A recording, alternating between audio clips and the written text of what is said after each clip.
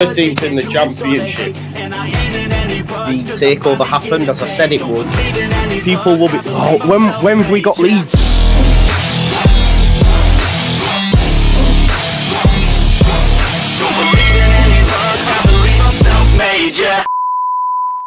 Well then, people, welcome back to the Just Joe Football Show. Good day to you all. Happy lunchtime and all that jazz. I hope you're all doing well. Please smash a like on the video, subscribe to the channel, get your comments in, hit the notification bell.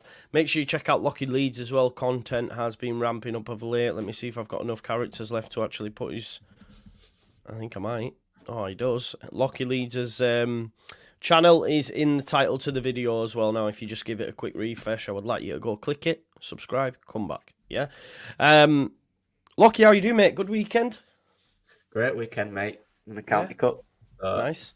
I'm playing. It feels good to finally win something this year, having lost basically everything. So yeah, good times, good weekend. It's helped me get away from Leeds and stuff like that. I'm ready to refocus now though this week. Can't wait. Yeah.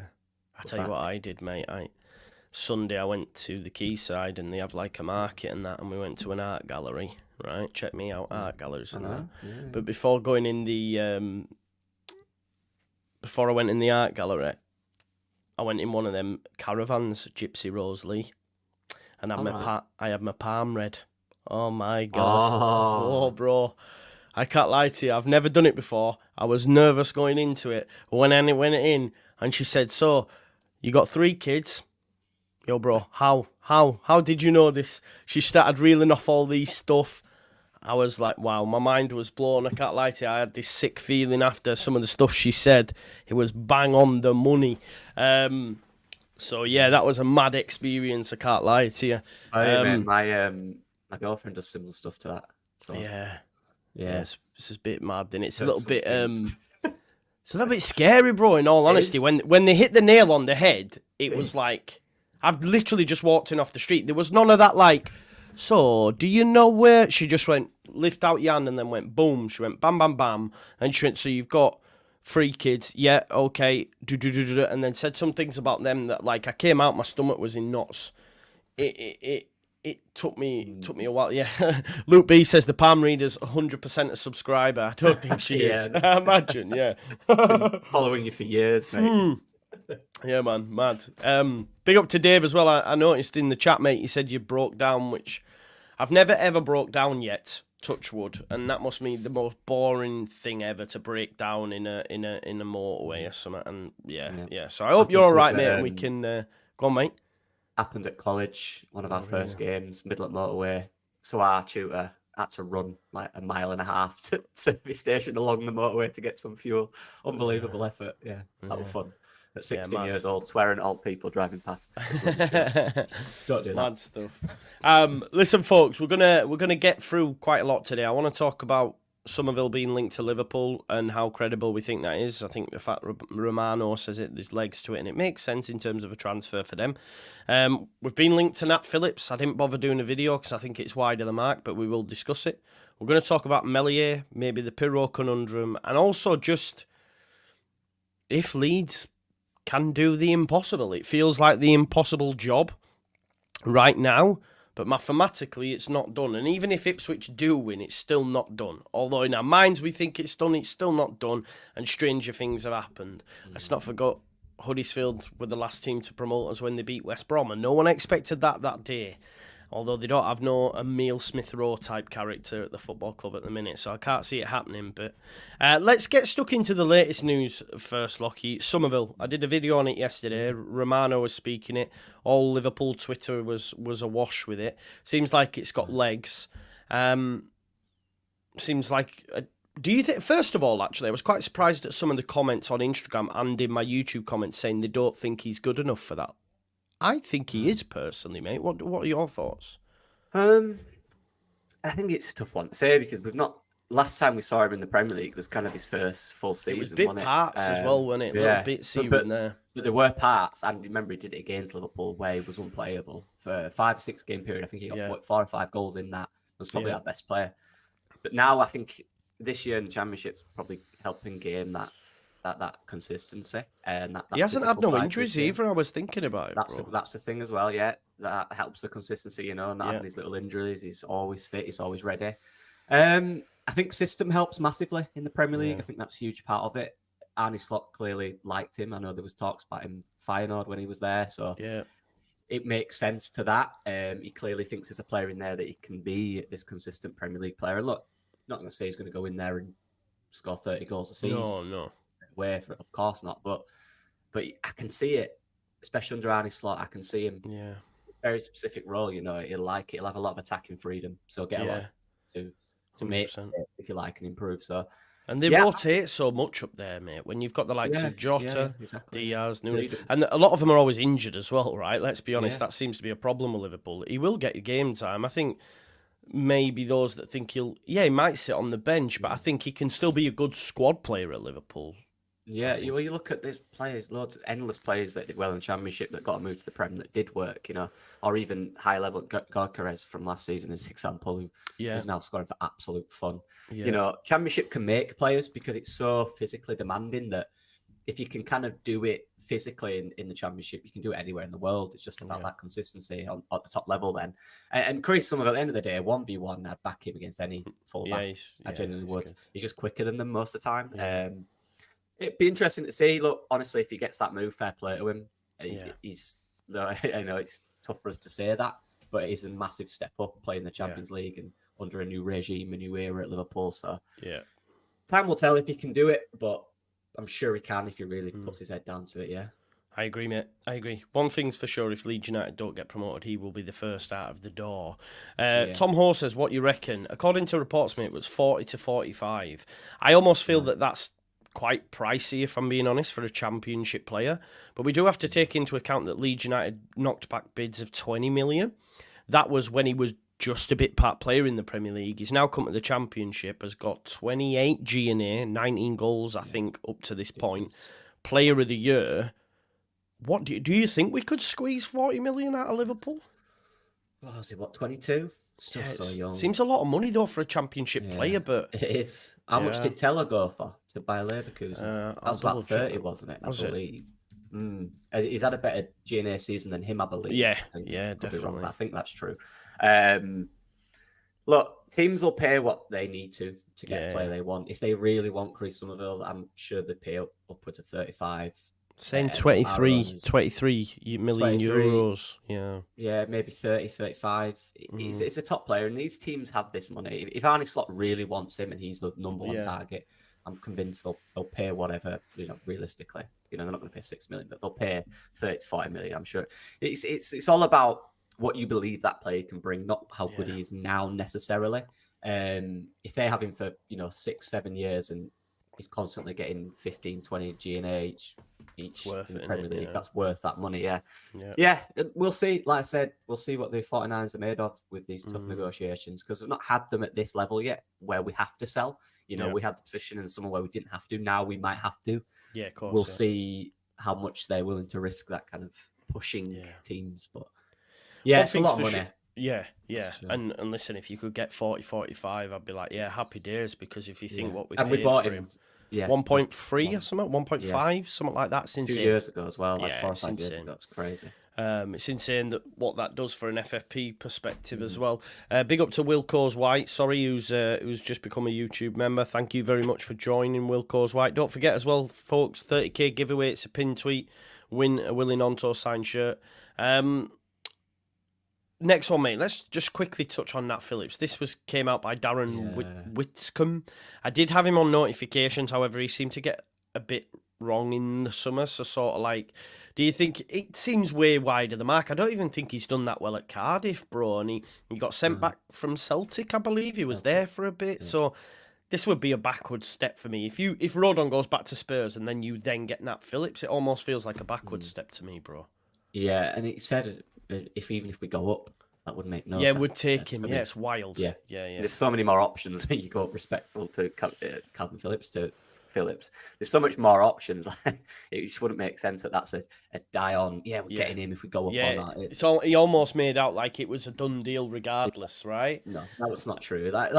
He had a bad time at Celtic. I believe they really didn't like him. Obviously sent him back. And does he even play for Cardiff? I'm not even convinced he No, does. a little bit parts here and there. Yeah. I know Gutas is one, and then one other. I don't think it is Nat Phillips. I think he played against, because I was shocked, bro. He played when they beat Southampton, but they had loads of injuries and they played the kids. So, because I think he headed wide or something, and I went, bloody hell, Nat Phillips, because I didn't realise he were there. Yeah, I didn't either, yeah. Yeah, so... Yeah, if we went up as well, you're looking at players like maybe Jacob Greaves, that type of level championship. Exactly, The top youngish centre backs that are on the up, not necessarily down. So that wouldn't make sense at all. I don't believe that personally. Yeah. I'd rather have Gutas, like Matt says. If you're going to take any of them, you'd take Dimitri Gutas, wouldn't you? But the Nat Phillips thing, I almost feel, bro, that Darren Whitcomb has seen the Sommerville linked and thought, I can put this story out and it'll be... Because if you look at the retweets, it's all swap deal plus cash for Sommerville, and it's like Leeds are never going to accept that. No, thank you. And obviously there'll be an agent involved, won't they, that'll trying to give his player a move or put him out there. Look, Leeds 100%. Want him, so it must be all right. Yeah, you know yeah.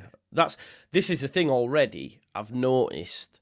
Of course, you hear little bits while the season's on, but as soon as the season's drawing to a close, all chat now has turned to this player's going, this player's coming, all that. Because, like you say, agents start working now, man. They'll be like, look, we're ready to go. So there will be a lot of stories like that, but we'll cover it, and no doubt Lockie will cover it on his channel as well. Right, mate. I just want to hone down on just a few key personnel. What about Meslier? What's going on with Mez? Like, I've massively supported him throughout the season. However, since the international break, he has dropped off. I think the whole team has. Don't get me wrong, but it almost feels. Do you know what it feels like to me? It's almost like last season where Big Sam came in and said, I have to take you out of the firing line, lad. And it's almost we're at the tail end of the season again, and every shot that's going in or going on his target is going in. Like Joe Donohue's done an article saying, yes, most clean sheets in the league, but he's at the lower end of save percentage, dropped below average now, has conceded, 12 goals in his last, or was it 8 goals in his last 12 shots or something? It's not great, mate, is it? Would you advocate making a change, or I don't see it happening, do you, with only one game left? Not with one game, and who are you bringing in, realistically? I don't know. So it was weird one with Meslier, because at the start of the season, his save percentage was bad. It wasn't great at all. And then after I was looking at, I mentioned to you once, in the middle of that good period, kind of near the end of it, his save percentage was actually really high. I think it got to third in the league and one of the top 30 in Europe. So it was really well. He did well. He had a good period there where, like you said, confidence of the team's up. His confidence is up. The issue with the goalkeeper is, and he is young, but still, it's the same issue. It's still there. It doesn't matter if he's young, it still exists. The issue is when the team struggles, he struggles. I think maybe in 10 years' time, when he's older, that might not be a thing, but it's a trait that he has. You know, he struggles when the team struggles.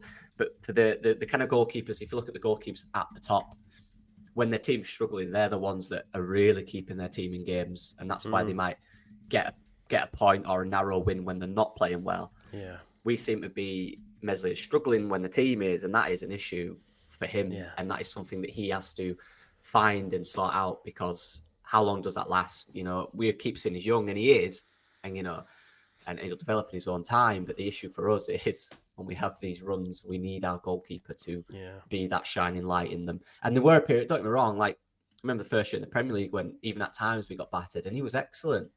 But I feel like there was less pressure in that Premier League season because it was the first one in the Premier League. Everyone's playing with the momentum from the Championship, and everyone was feeling good in that moment. But now it's you got these players probably thinking, you know, in their mind, the pressure's on now, and if we don't go, what happens to me at the end of the season? Do I have to stay here for another year in the Championship? You know, am I going to get a move? You know, they're all thinking like that. So he's definitely culpable. Of course, all the players are, but the goalkeeper stands out because he is the goalkeeper. He is the one. He's the last line of defense, and the defense has to do better in front of him, without a doubt. You know, but when the ball comes to the goalkeeper, you kind of want to see him do extra, and it's not fair to put all that on a goalkeeper. But at the end of the day, you kind of need that you know, when a team's struggling, you need that goalkeeper to be extra. You need him to do these saves that keep you in 100%. games, you know. Like, look at that, you know, one of the saves against, who did we play? I've forgotten. We've got QPR. He makes that first save. That might change the entire game. Yeah, Then. yeah. But it didn't happen. It just kept going in, and you're thinking, come on, just make one of them amazing saves. It's, yeah. What happens to him? Do we change him? Not now. I don't think there's any point, to be No. honest. I Do you wouldn't know when you advocate mention it. like goalkeepers, I've watched obviously a lot of Ipswich, and Hledaki has got them Big out of saves, trouble yeah. so many times. Talking like double saves, even. To be honest, I'm not a massive fan of not Klaassen. Yeah, it is Klaassen at Leicester. Is it Klaassen? Hermansen. Why did I say Klaassen? That's our Yeah, keeper, yeah. Hermansen. I'm not a massive fan, if I'm honest. He's made some good saves, but I think he's yeah. Anyway, but Hledaki for me has pulled off some worldies at times, and yeah, just even when I think about like games where we've struggled against keepers. So let's look at the Blackburn game, for example. Their keeper pairs was man of the match, right? He was unreal that day. I can't remember. Yeah, Begovic. Yeah, I can't remember a time where we've been under the cosh that much. Maybe because we haven't been under the cosh that much this season. But I can't remember where he's made like save after save after save. Apart from maybe the Leicester game. The Leicester game. Maybe I'm being unfair. But yeah, it feels almost tough to say he's let us down, but his performance in the last couple of games have not been great. They've been sort of going through him. I mean, even that corner, mate, that scored from, I went, it wouldn't surprise me if they scored. And just the way it goes in, you think you might as well not fucking been there, Mez. And that's the frustration, Joe, because I remember the first year in the Premier League where he was doing that. I remember in games going, Meslier's kept us in that. He made 2 or 3 saves back to back, and you're thinking, what a goalkeeper. But then it's the confidence thing for him. He's shown at a level that he clearly can make these excellent saves and he can be that guy. He's shown that. Yeah. But it's not consistent enough, is it? It isn't. The second the team suffers, he seems to suffer. And it's purely down to confidence for him. And that's something he has to work on. Yeah. You know, I'm not talking about at Leeds. Wherever he ends up, if he stays at Leeds or not, that's something he has to work on fast, because he is young, but he's getting to the age now where if he wants to take that next step in his career, whether with Leeds or somewhere else, teams will look at that and they need a confident guy in between the sticks, because every team, every top team, look at all the best teams ever. All the goalkeepers are uber confident. They're really confident people, probably the most confident in the team, you know. Look at Edison taking penalties and stuff like that. I mean, it's the confidence of goalkeepers is everything. It is everything. Imagine being a defender and you're not confident in the guy behind you. That's a horrible feeling. I think that adds to it, yeah. So he has to find that. That is one thing he really has to find, is that confident side of him that's always there, even in difficult moments now, because it's getting in his career where he's still young, but he's got to start getting out of that. He's still young. We can't keep saying that. He's got to take it on his shoulders, and I don't know what you can do. That's down to him to figure out, but he's got to find confidence. Yeah. Because I think the game against Middlesbrough, when Latte La comes in and he gets beat, I can see from Byram's reaction how annoyed he is that chance has gone in, and he might have been annoyed at himself, and he just looks back and throws his arms, because one thing I will say for Byram, you can tell that he cares. I'm not saying others don't, but he wears his heart on his sleeve. You know, some players show their emotions more than others, right? And you could just, for me anyway, when I'm watching the game, I could sort of see Byram's frustration at the fact that had gone in. Jonathan Brook makes a good point here about these set pieces, bro. Like, I am sick to the back teeth of us, because I've just been listening to Sky Sports, basically the post-match chat. They do basically everything you see on post-match after the games, they also put onto podcasts. And they were talking about Nottingham Forest being the worst team from defending set pieces. From corners, and Roy Keane had said that seeps in when you know that as a stat and you work on them in the week and you're still not defending them. It seeps in, and I almost feel like when Leeds United must be going to take these corners, they must be going in thinking, "I'm gonna fucking score from this." Do you know what I mean? Having that mentality, because genuinely, mate, it feels like under Bielsa, I remember we'd give a corner and we'd all just put the ball on the penalty on the centre circle because they're gonna score. I think West Ham scored a hat trick of them against us once when they beat us. It almost feels now at this point when we get an attacking corner, just give it the goalkeeper. It'd be easier to give it the goalkeeper and reset the press. Do you know what I mean? Because Yeah, it would. we're so bad at them. And why don't they just go short? Just go short. That'd be the easier way, surely. Yeah, It's mad. I said it the other day on the video. Just And does that come to Farker as well, Lockie? Because he needs to be doing something about it. The thing is with set pieces, it's kind of like so you can find half an hour in the training to do it, but like, and I've talked my experience. Our uni team is extremely small. They're all tiny. There's no big players at all in that entire team. So we try and create different ways at the end of training to, we can do this, we can do that, to surprise the opponents. Because if you're going to win a header, you've got to kind of surprise them when you're not big enough. Because if you're not tall enough, you're not going to win a header, right? At the end of the day, that's just the fact of it. So Farker, I don't know I don't think we have a set piece coach. I don't think we do. No, it doesn't look like a lot of teams have specialists these days. That might be defensive specialists, that might be set piece coaches, that might be mentality coaches. There's a lot of it these days, and we don't have that, I don't think. So you're kind of relying on a manager who might not even know much about set pieces. Not all, Bielsa, not a lot of coaches know a lot about set pieces. That's why they hire people to do it for them, part of their team. So we clearly, if we do it, I'd argue it's a waste of time, because we don't have the traits in the players to be able to be good at it. That's just the fact. Not many of them are good at attacking headers. Hardly any. Maybe 2 or 3, and 2 of them don't play. Pascal Strauch's out and Cooper's out. So who else comes in? I'm an advocate of, I agree with what you said, short corners. Literally create a setup where you have 20 minutes or half an hour of training. It's easy to do. You just send videos and pictures and create your own and show it to the players, and it's down to them if they watch it, right? Create little setups from shorts. What can we do from a short corner? Because there's loads of stuff. You can be so creative with corners. You really can.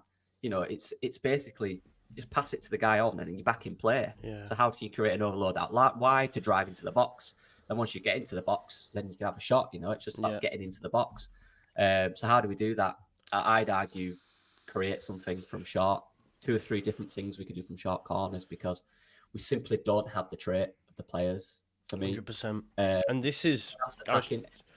I was just about to type this just so I could remember to bring it up, but Jamie makes a fantastic point, and because I back the manager, I'd sort of like, you could argue maybe being a little bit scathing towards Creswell, saying, oh, well, he's clearly not good enough because it's going well. And I'm aware I do this because I can blindly back someone. But there is a case for saying that, and I forget who I was talking to. It might have been on our group chat, or it could have been to that. I can't remember. But I remember saying, like, you can guarantee that had Creswell played some minutes, we'd have at least scored from one fecking corner with him on the pitch. There's only one player that plays that I have confidence can get on the end of it, and that's Byram, because he's good in the end. The rest are shit. And Creswell, though, he scored goals at Millwall. He scored on his debut. He scored 2 on his debut with crushing headers. He's a sort of player that knows where the back of the net is. And the reason I put that up as well, because obviously I think you might have been in bed this morning, but me and Andrea were chatting about, getting Ampadu back in midfield. I think the key thing is to try and get Ampadu back in midfield. Do you think Farker goes on it, like falls on his sword a little bit for the last game and says, do you know what? Okay, I'm going to get Ampadu back in midfield. And would you advocate maybe Creswell coming in alongside Rodon, or would it need to be Cooper? That's a tough one. The thing is time, Joe. It's about time. How much time do you have to make that work? Look, Ampadu can go back into midfield. That's absolutely fine. Like, he knows that role. He's played that role, and he's very good in that role. But when you bring a centre back in like Creswell, for example, who hasn't played, and whether that's right or wrong, he hasn't. That's the fact of the situation right now. So you're bringing him in, and then you've got a week of training to try and make him suit what we're going to play, the way we play, our patterns, our players' patterns from the back, where he should go, where he should be, who he should pass to, the triggers. And then you've got the opposition analysis to come on that. So who we're playing against, who will press him, what position he should be in when he's pressed and stuff like that. There's so many things you have to kind of work out for it to work. But again, none of us know the level he's putting in at training. We don't know that. That's the fact. He might be an ass. He might not be. We don't know. It's so difficult to say, bring him in. Like, the reason is, why is he not playing? I said, why has he hardly played all season? Why has he chose Cooper over him? Why is that? And you can say he wants experience, but he's played Archie Gray every game this season. You know, it's a tough one. I do like and I want Ampadu in midfield. And now you look at that Pascal injury, and we wouldn't have an issue if he was here because we've got Pascal, you know, who scores from set pieces, who can be that different person. What do you think? Do you think Cresswell should come back? Or do you think it's too late at this point? I think if Ipswich drop points against Coventry, he won't risk it. If they beat Coventry, I think he might try and mix it up for the final day, just on the off chance. But then again, will he? Because he'll be going in with the mindset of, well, Huddersfield could do a job. I just think he's come this far, he probably won't. But I do want to see Ampadu go in midfield, and if that means playing Liam Cooper, which I don't mind, by the way. But yes, Liam came in and we conceded goals when we weren't conceding them, but now we're conceding them anyway. Do you see what I'm saying? When Liam was put in earlier on and we conceded our first goal from open play and everyone said it's Cooper's fault, now we're conceding 4, we're conceding 3, 7 in 2 games. For me, we're going to look better in midfield with Ampadu in it, so just play Cooper. That's what I would say, mate. My issue with that is last time Cooper played against Southampton was when Adam Armstrong tore him apart a little bit. That what me? That was the game. Play? Right, okay. Yeah, so that will obviously Farker will be going, but last time I did that in this game, it worked great. True. I don't know. These are the decisions the manager's got. This is it. Like, some of us will agree, some of us won't. I like Ampadu in midfield. Look, he's better in there. And Andrea said it, you know, he has been doing well at centre back, but like Andrea said in the chat, when teams have figured out how to press us and how to press Ampadu, it's not as good. And he's a better CDM. He always has been. That's his role. That's where he came into Leeds to play. Do you know, just while we're on the midfield, Lord Sherigraph says 0 goals from midfielders should be a serious discussion point. I almost feel that Farker's tried to rectify this by putting Gray in there because he was aware of this fact. It was mentioned in pressers and he was aware of this fact. But what we've done on the flip side is become more porous defensively. We're far more open. And I would advocate again, if you're not going to put Ampadu in midfield, putting Kamara back alongside Gruev and moving Gray back to right back for me personally, mate. Because, yes, I hear what you're saying, Lord, and goals from the centre midfielders has been lacking this season. None at all, as you've said. But the flip side to that is Gray's gone in there to maybe provide more forward impetus, but then we've still not got goals from midfield and we're more porous at the back and letting more goals in than we were.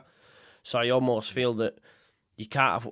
It feels with this squad anyway that you can't have one without the other. So I would rather us be difficult to play against than maybe might score some goals but also be too open at the back. So I'd say bring Kamara back into midfield. I don't know about you. It's Lord Sugargrass, right? It's a problem. It is. Yeah. You look at all the best teams that win everything, right?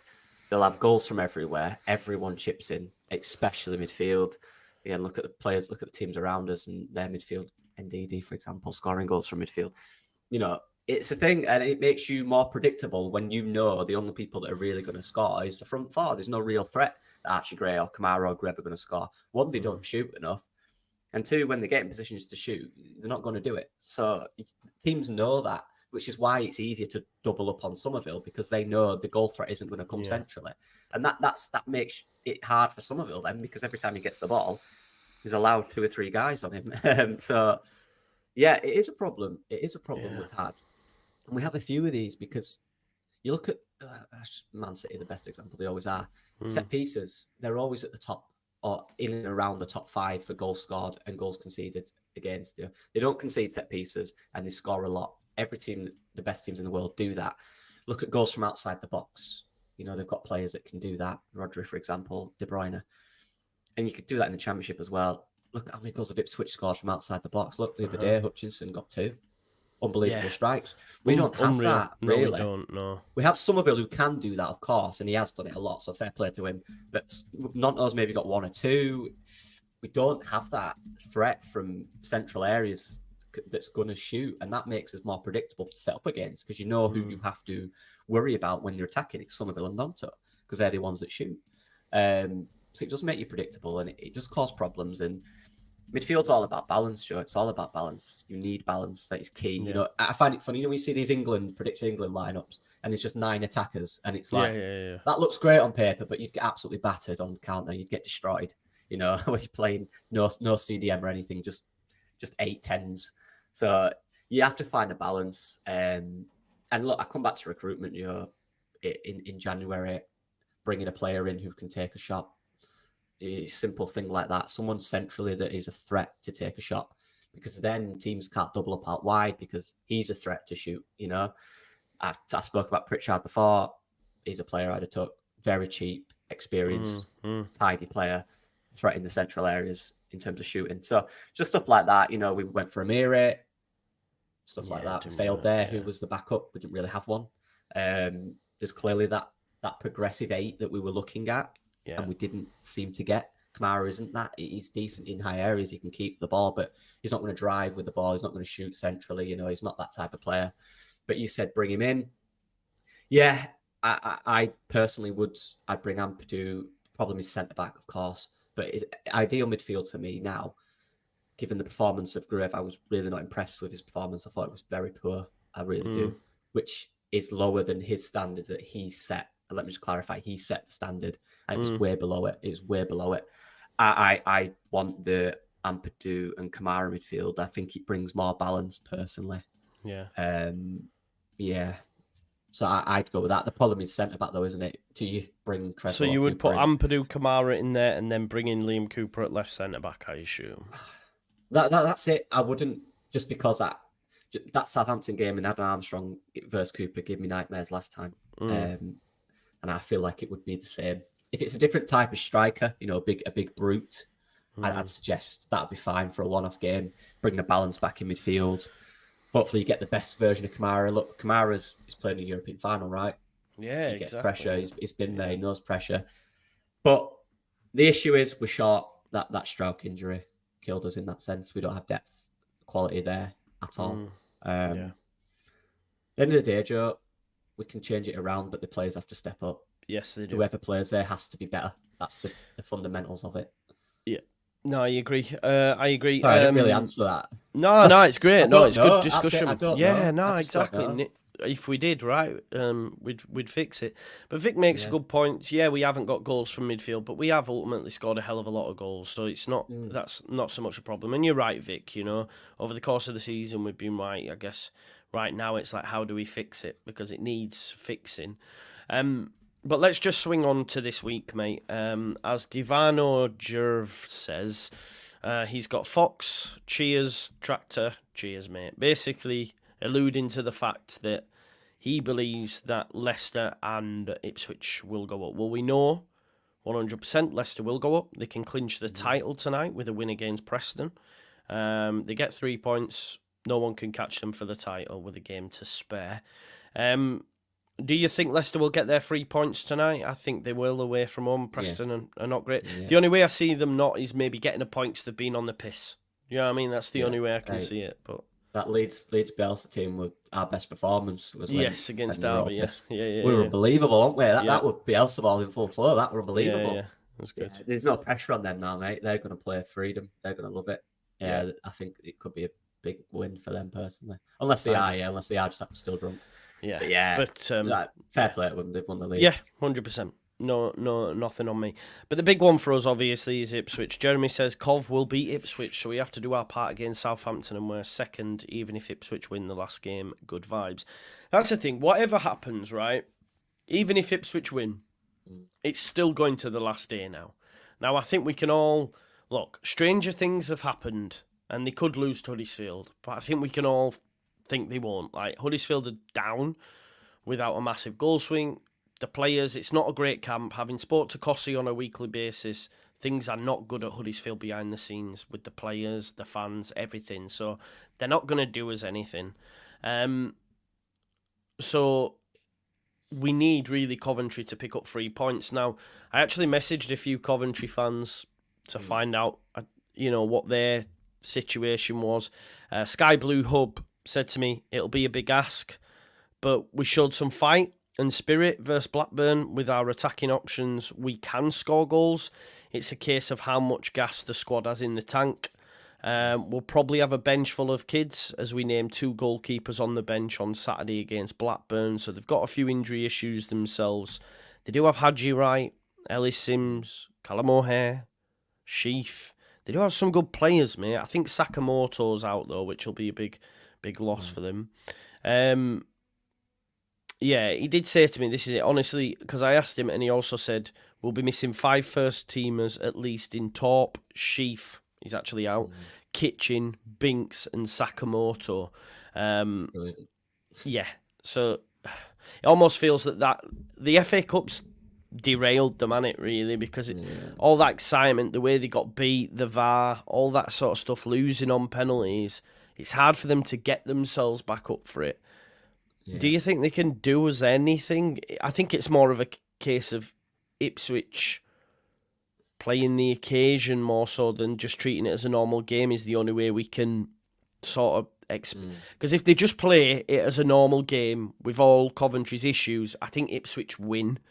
But if they play the occasion and let it get into the head that a win or that could... But yeah, like's been said in the chat, Coventry are not in great form. I hear it, people. But we know what this league's like. You know, we Middlesbrough, unbeaten in 9, we beat them, lose again. You know, QPR they beat Preston after losing 3, then they beat Preston 1-0, batter us 4-0. This league's wild. It is wild. So, and at this stage of the season, I just wish Coventry had something to play for, but they don't. So, yeah. Yeah, I'm not convinced they get anything, to be honest. Really? The form's been bad. I've looked at the Championship form. It's not looking good. They've been losing a lot recently. I don't think they've won in 4 or 5 in the Championship, I believe, something like that. Yeah, not good. Not good. The only kind of spark I'm looking at is the manager. Yeah, Matt Robbins. Yeah, exactly. Yeah. I feel like he's the proper type of bloke who will not want to end the season on a loss. You know, he'll be telling the players, a lot of you are playing for next year. You want to impress me. We're going to bring players in, so we need you to impress me. You know, let's end this good season on a win. The worst thing is having an FA Cup run like they have, a good league run like they have, and ending it on a loss. So there might be that added motivation. And Matt Robin will love to ruin someone's chances to go up, wouldn't he? You know, he's that type of guy. He's competitive like that. So that's my only hope, is he really gets them up for it and gets them ready. But yeah, if I'm being honest, what Ipswich realistically need a point, don't they, really? Yeah, you would imagine so, yeah. So they're on the same points as us now, it's just goal difference. So they need a point, right? Is that right? Yeah, so they get a point, even if we both win last game, because I think they will win last game. Imagine missing out by a point, mate. Yeah, on 93. Brutal. Missing out, that would be brutal. But that's football. That's this horrible sport that we all decide to, for some reason, watch every week. This is a big one. Obviously, Davis went off against Hull, and we know how good he's been for them and still continues to be a threat on that left-hand side. So that could be a big loss. I'm just looking at the preview on Flash Score, and they are saying on Coventry, amidst an injury crisis, something not helped by Kitchen's red card at the weekend, Robin's men are down to bare bones, particularly in defence. So, and a 5-game winless run, worst sequence since November. They failed to emerge victorious in the last 4 home head-to-heads. Yeah, not great. I don't know. It's not looking great, is it? Yeah, I don't know, mate. I'll obviously when they play him, I'll be, come on, they can do it. But I'm not convinced. I'm really not. So to be honest with you, I wish I was, but I'm just not. Yeah, Sam made his point there. We've still got to beat Saints on last day. Yeah, exactly. That's the thing, innit? That'd be the wildest thing, is that somehow it's still in our hands on the last day, and then we lose to Southampton. That would be the way. Look, Tuesday night, 10:00 might be a whole different kind of wild. I can't lie, if they did lose, and you just never know. But looking at the Championship, mate. Norwich in 5th, West Brom 6th, Hull in 7th. Hull needing a win and West Brom to lose against Preston. If you could pick between Norwich, West Brom and Hull, who do you want in the semis of the playoffs? Norwich, West Brom, Hull. Because Southampton will finish 4th, and then it's You know what? You won't agree with this. I'd take West Ham. West Brom. Yeah. Be all right to have West Ham, mate. I mean, we're being Prem like. Yeah, I don't know why. I know they've got really good individuals. They do. Every team around there does, obviously. But I just think Hull's squad of individuals are better.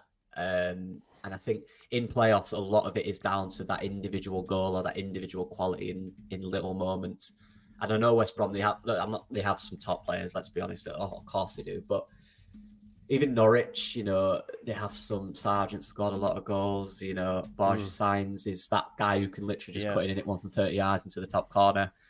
They've got players too. It's probably West Brom or Norwich, to be honest, not Hull. They've got a lot of individual players that can make a difference for me. And they're kind of, if they just get in the playoffs the last day, they'll have so much momentum and energy. West Brom are struggling right now for form, and they're kind of scraping into it in the end. Yeah. Same for Norwich, I guess. So I definitely take one of them too. I don't know which one. I'll say Norwich, because I do think West Brom have slightly better individuals. I forgot about Rowe as well. Is he fit? Is he injured still? Or is he playing? Johnny Rowe, he was injured for last game. I'm not sure if he's back now. No. Well, if he's not there, that's a huge positive. Yeah. But I'll assume he's injured. I'll say Norwich. I'm also, we've beaten Norwich, right? We've got that on them. Did double of Norwich, didn't we? I believe. Yeah, we've beaten them twice. Yeah, we did 3. Came back from 2-0 down. So they've got that in them as well. We've already beaten them from 2-0 down. So we've got that mentality kind of, if we are 2 down, we've beaten them here before, so we can do it again. So probably Norwich. I prefer Norwich, I think, on that, Yeah. Just looking at it, because Jamie's just said Hull can't get the playoffs. They can. They're on 70 and West Brom are on 72. Had they have lost to Ipswich, the goal difference would have been massive, but that point's huge for them. Hull City play Plymouth away, and West Brom have got Preston. So the point difference is 2, Jamie. So if Hull win, puts them on 73, and West Brom lose, 72.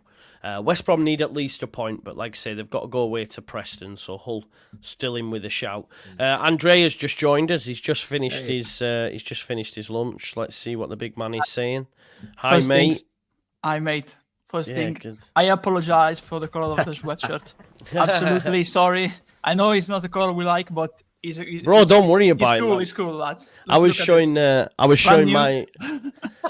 my girlfriend my swimming shorts for our holiday. Do you want to see mine? Check these. Yeah. Let me see.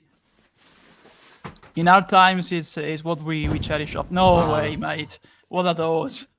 What have you done? They got little surfboards on them, man. But they have a yellow surf. Yeah, exactly. Table, at least, so it's not plain red like mine, So never catch me wearing red, chat. Don't worry about it. Yeah, I know. But the color of my basketball team is white and red. Whatever, mate. You try to save it. Yeah, so is mine. Actually. The color of my netball team that I follow wear red as well, mate. To be honest. Yeah. But look here. If you can see it, but. We have that always near me, always near me. Yeah. Andrea, I don't know if you caught bits and bats of that, but how are you feeling ahead of this week? Well, I'm feeling a Coventry fan, That's how I'm feeling, We can just rely on... Play up Sky Blues. Play up Sky Blues, in our Coventry homes. We speak with an accent extremely rare, It's, I always like Coventry, by the way, not joking, I think they have a good team. I think they were really lucky last season not to get promoted. I think they... Luton made a miracle last season because if you look on paper, they didn't have a squad for the playoffs. They made the playoffs and they won the playoffs. So fair play to them, because I think that, Coventry had Gyökeres, Aimer, very, very good squad. And I think they still have, we've seen them against Man United and they deserve to win, honestly. In the second half, of course, they had a little bit of a huge blow after the FA Cup match, because lost against Hull at home, and of course drawn away at Blackburn. But they've beat us at home and they've beat Leicester too. So I think the way they play, they make us problems to Ipswich. So that's our last hope. We just need to hope for Coventry to give us a favor. To do us a favor. But fair play to Ipswich too, because their season has been a real. I thought they would have lost or drawn. They drawn at all. So fair play to them, because it's a tough place to go.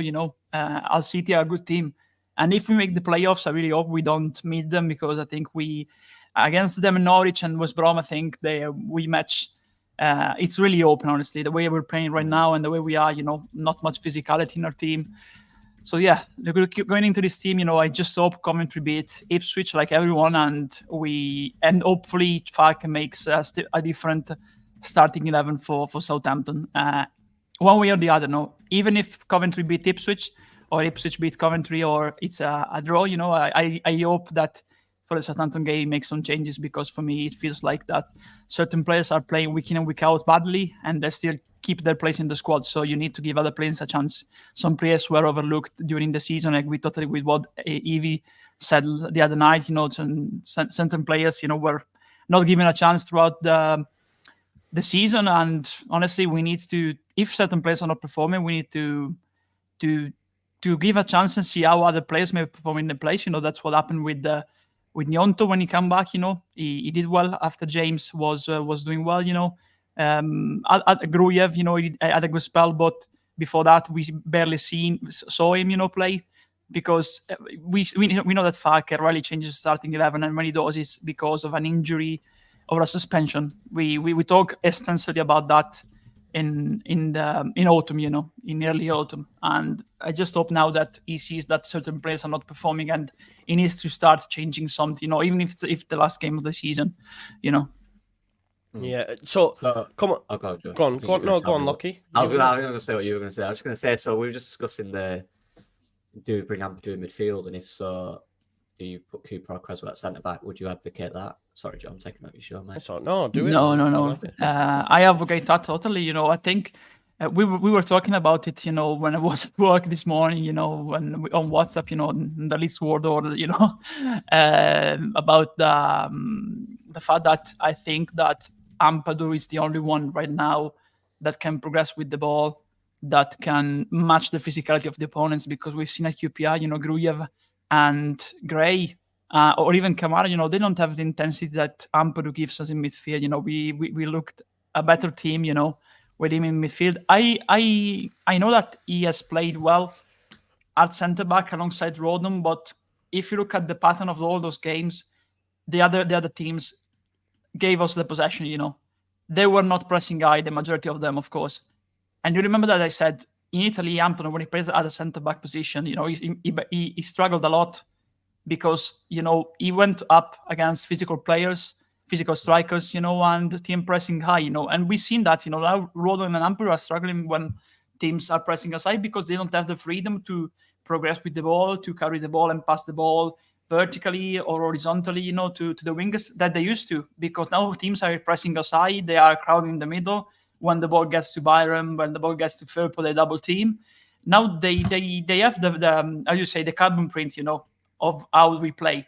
I think bringing Ampadu back there, I think he can give us a little bit of spark, because apart from him, honestly, he's the only one, even in bad games, that when we are stuck in midfield, he's the only one that tries to create something, getting into midfield with the ball from the back, So yeah, I totally advocate that, and I play Cresswell. I said that recently multiple times. I honestly don't understand to see why a player that has played 29 games for me last season cannot be given a chance against teams like QPR, that he faced last season. Similar teams, He gave a chance to Cooper at Watford. Cooper had a bad game, but he never gave a chance to Cresswell, honestly. And if you look at the physicality of certain teams, Cresswell can match that. So I would have given him a chance. I think he's a championship player so far. Yeah. Championship is his level. So why not try to play him if he's not working? Because we have Ampadu stuck at the back, because he doesn't want to play Cresswell or doesn't want to play Cooper again. So that's the only reason. And we don't have Strauch, of course, injured. So that's why he's always playing Gruyev, even if he's struggling, and either Kamara or Gray. But we need Ampadu in midfield, because he's the only one that can give us a spark and progression with the ball, honestly, right now. How, on a scale of 1 to 10, how likely do you think it is that Daniel Farke makes that change? With Ampadu in midfield? Yeah. 4. I thought you were going to say 0. Nada. No, not 0. Never 0. I have a little bit of hope, because again, I think Farke is a very good manager. And if you look, apart from his first season at Norwich, probably, if you look at the season, I think he made changes. He he did the game management better for me. So even looking at this Gladbach side, he's always used the bench when he had players. Now he has players. He could have tried players during the recent run of games when the things weren't going right. But Anthony wasn't given a chance. Cresswell was never given a chance. Gerrard, now we've seen him play for 5 minutes, in place of Pirot and Rotter, in that position. But it's too late now. It's too late because, you need to glue the players together and fit them into the system before, I think. Now it's really late in the season to do that, but certain players are really struggling. The system is struggling. Rotor is massively struggling to give us verticality. The midfield is stuck. They don't have ball progression. The only one, again, is one of our centre backs. Nyonto is struggling. He won't go to the Euros. He won't go to the Euros. So Will they not? no, I don't think he will, honestly, because there's many players now that are performing well, in his position. Even Zaccagni scored yesterday on Saturday against Verona. Now he's back from injury, with Lazio. So honestly, he hasn't been a starter, Willie, in the last run of games.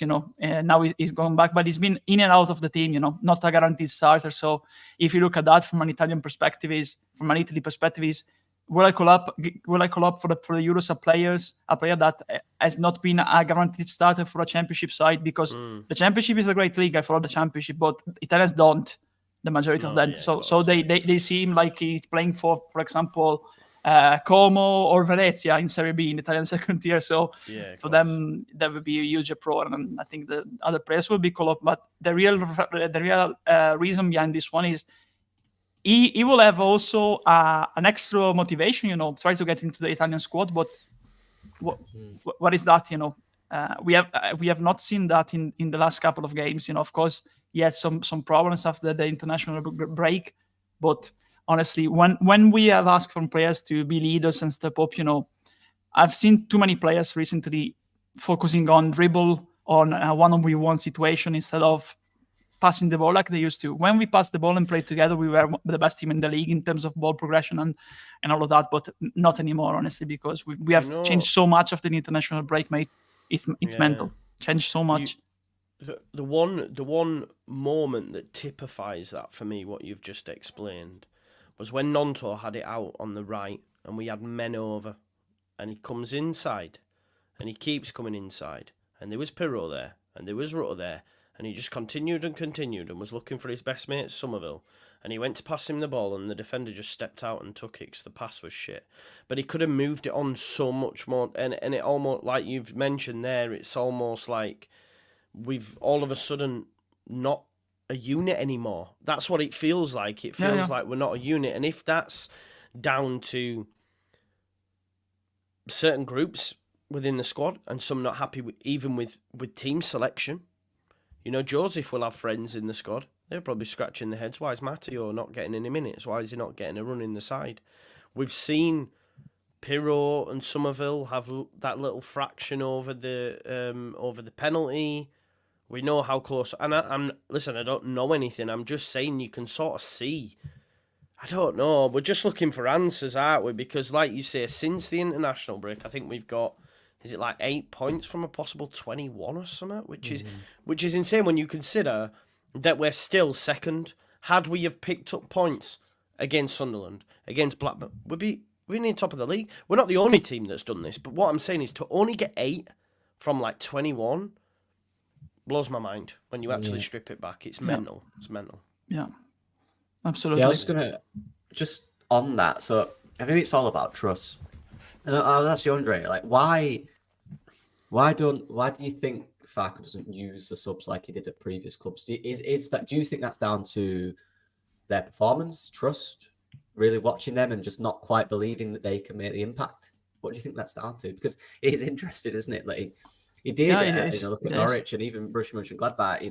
He did trust the bench more. He did use a lot of these subs. Why now? Why is he not doing it as much, do you think?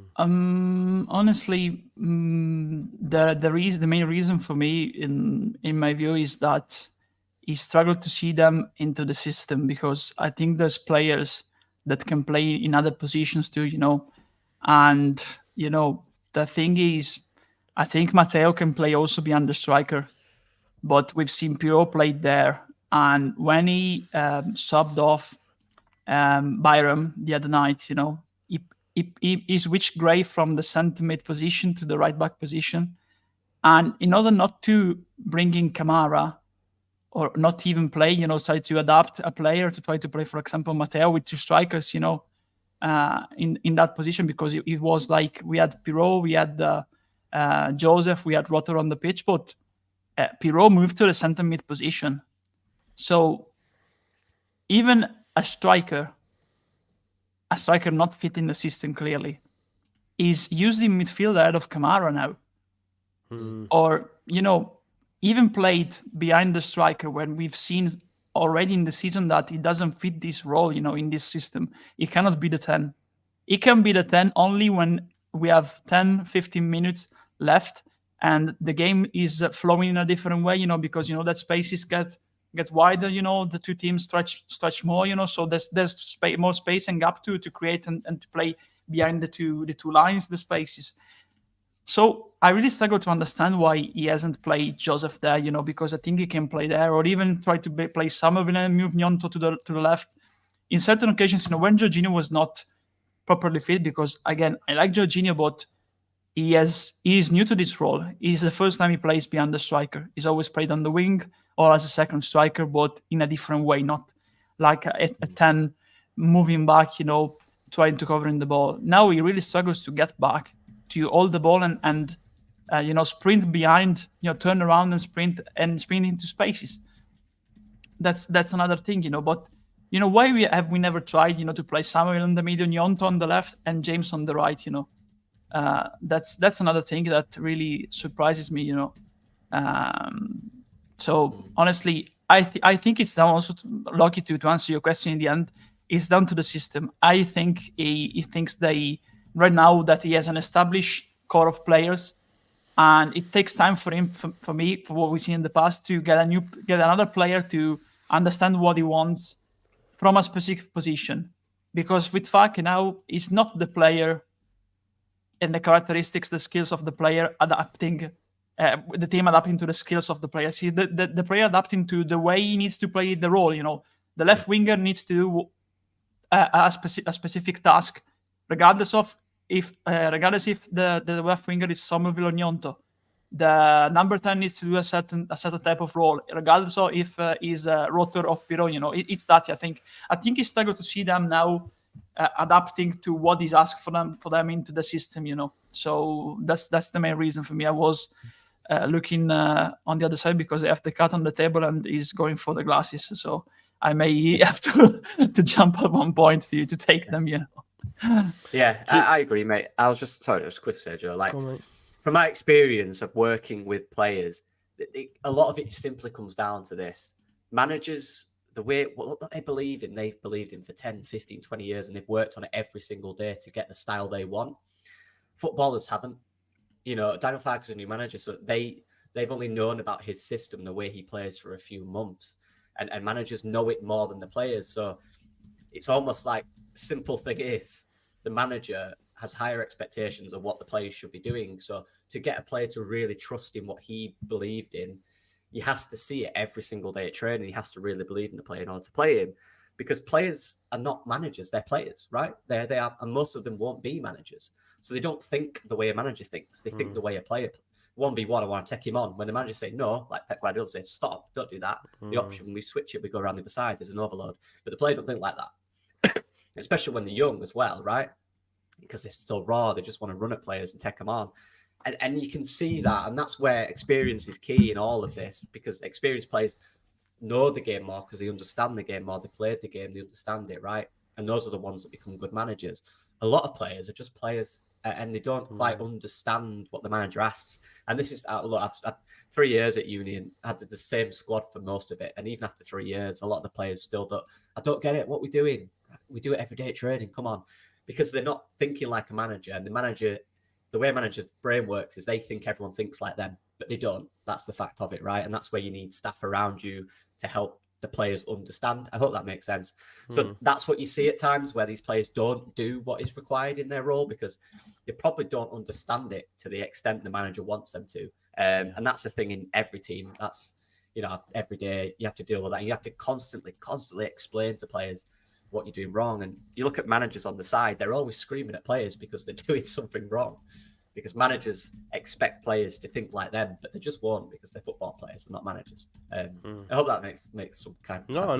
100%. 100%. At the end of the day, a lot of players are out for themselves on a football pitch, aren't they? They want to be the person that scores the goal, etc. Yeah, 100%. Andy's put a curveball in, boys. Any chance we see Charlie Crew? I don't think so, honestly. But yeah, because we've seen what it took to get Joseph to get to Joseph to get some minutes. So really, I really struggle honestly at the minute to see Crew getting minutes honestly into the team. Because yes, Grujev and even Ampadu were ahead of him in certain games. I think the one he was on the bench for the first time. I think was it as Watford probably. Yeah, might be a Watford. So. Yeah. When we played with Kamara and Gray, was that game? We played with Kamara and Gray, and we didn't have a 6 in the team, a playmaker in midfield, and we relied on Lampard from the back. So he could have played there because we were missing. I think we had Grujev after the international break. We had Grujev missing, and you need in this system to play with a 6 and an 8. A 6 playmaker capable of making tackles. Doing the defensive job, and an 8 capable of moving around him, and try to progress with the ball. I think we're lacking so far, in recent times. And Crew could have been that 6, but there were even cries from the fan base, to play with Kamara and Gray. But by doing that, we played without a 6, and everybody saw what it meant to the team playing with this current system without a 6. So I really struggle to see Crew honestly getting minutes honestly right now. He's a very good player, but it takes time to get into the squad for a young player. We've seen that with Joseph. 100%. Right now will be very different. Like there's one game left of the natural season, and in regards to what we think, obviously the manager is always going to think it's possible if it's man. Like it has to. That's how they work. Yeah, that's their job, literally their job. So he's not going to throw in Charlie Crew, or if he does, mental. Like fair play, that's on you. But good player. Clearly, if he's on the bench at this age, and I've watched him for the 18s and 21s, he is a really good player. Yeah. Still got a bit more kind of growing to do, obviously. Like Archie's done, he's massive now. Look at Archie now in the huddles. It's one of the biggest players. It's mental. A lot of growing to do, but good player to have in the future, definitely. 100%. Yeah, not now, I don't think. Yeah, Archie's just on another level, because I realize that seeing young it takes time to get young players into the squad. Archie is still a young player. He plays like a veteran at times, but he's at a totally different level. He's not comparable to the others. He's it's not fair, is it, Andrea, to compare every young player to Archie Gray because he's an anomaly. Yeah, he's another level. You don't get them everywhere. Yes, boys, we've done over an hour. I'm conscious I don't want to keep you all day, and I need to get a little bit of rest in before tonight when I watch Leicester lift the fecking title. But before we leave, it's Judgement week in the Championship. Will Leeds United be second or third come 2:30 on Saturday? Lockie? I think Ipswich get something from Cov, and we both might win the last day. So no, I think we'll be third place. Andrea? The only thing that gives me hope as a Leeds fan, is that honestly we have imploded when we were under pressure. So if it happened to us at QPR, it can happen to Ipswich too at Coventry, because it's the decisive game of their season. This one, if they win, if they draw, it's almost certain. Of course, they still have to get something from Huddersfield the final day of the season, but the pressure is totally on them now to get points, because they know that if they don't win, the ball is back in Leeds court, in Leeds Garden. So honestly, I like Coventry as a team, so But I don't know if they'll beat Ipswich. Honestly, they've already beaten Leicester and Leeds. But let's be positive. I think a 2-1 can happen. Yeah. It'd be really close because the two teams are really similar to me. And we know that Ipswich won't go there to play for 1 point. No. Because they don't know how to defend. They just know how to attack. Their real defense is the attack.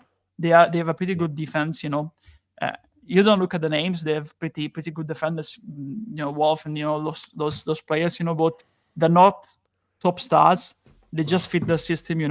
Yeah. So they won't go there to play for 1 point. No, they won't. So that's where I think Coventry might court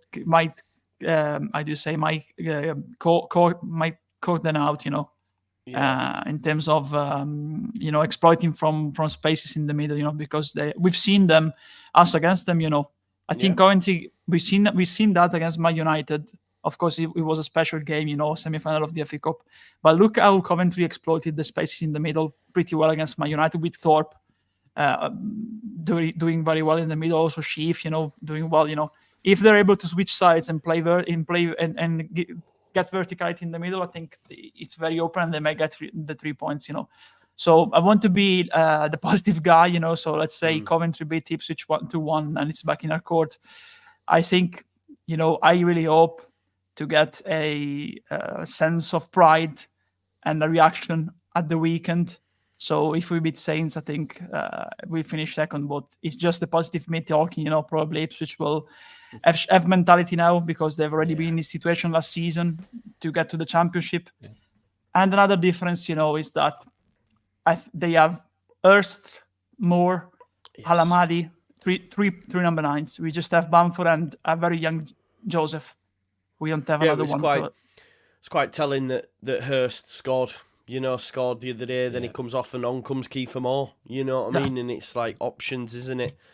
Wes Burns, they said he'd be out for the season. He started. So him and Hurst starting was big, and they'll probably start again on tomorrow night. Big miss Leif Davis from an attacking standpoint. So hopefully his knock is bad. I'm sorry, Leif, but I hope he is out. And like you say, Callum O'Hare, Hadji Wright, Ellis Sims on their day, they can cause problems. So I don't know, but is Thorpe out yet? Still, sorry. Thorpe's out, and so is Sheaf apparently, mate. Sheaf, Thorpe, Sakamoto, Kitchen got a red card, and then there's one more. So there's a few out. There's about 5 out, mate. I think. Oh. Yeah. But look, the Championship look at the state of Cardiff, though. Look at the state of Cardiff when they played Southampton. You never know, do you?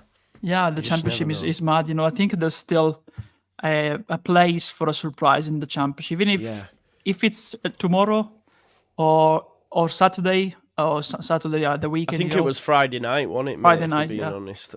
Our Friday night QPR, I think that was the show. Yeah, but it's not the last one for me. I think the Championship still has a spark, a last surprise, a last ride, like the Undertaker, like the Undertaker. I don't know if it's tomorrow or at the weekend, but it will happen. It will still happen. Everybody thinks he's gonna end with Ipswich, beating Coventry tomorrow and beating Huddersfield, but it might be them losing tomorrow. And us maybe bottling it at the weekend. I don't know. So it's still open. There's like Doctor Strange. There's a sea of possibilities still. 100%. So let's see what happens. I can't get out of my head. But it's difficult. I can't get Bristol Rovers out of my head in a similar style ending to the season. Like I was there as well. That would be Imagine something like that, man. It'd be mental. It'd be mental. Listen, folks, we've done over an hour. I'm going to try do something like this daily, just in the lead up to what is like a massive week. I will be back tonight at 7:30 to watch Leicester win the league. And then, obviously Tuesday night, I think every Leeds fan in the world will be watching Coventry take on Ipswich, if we're being totally honest, because if Coventry do something, then it's back in our hands, and we all thought it had gone. So you just never know, man. You just never know, people. Make sure you check out Lockie Leeds. Make sure you check out Andrea on Twitter as well, and enjoy the rest of your day. And we'll see you throughout the week, no doubt, because it's a busy week. Bye-bye now, folks.